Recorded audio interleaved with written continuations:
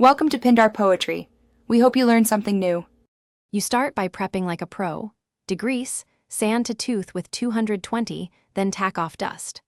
Once done, thin enamel about 10–15% for brushing or 20–30% for spraying.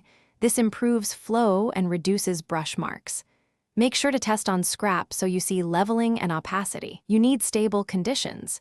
Aim for 65–75 degrees F and moderate humidity, because enamel cures chemically and temperature alters drying and gloss, so control environment before applying. You apply enamel with deliberate, overlapping strokes to avoid ridges. Use a high-quality synthetic brush or a 1/4 8 mm spray tip for consistent atomization. Once you lay a coat, keep a wet edge and work quickly to blend. Thin coats dry evenly and prevent sagging. Make sure to flash for 10–15 minutes between coats to let solvents evaporate, and if a coat sits heavy, sand with 400–600 grit before the next application. This guarantees adhesion and a glassy finish.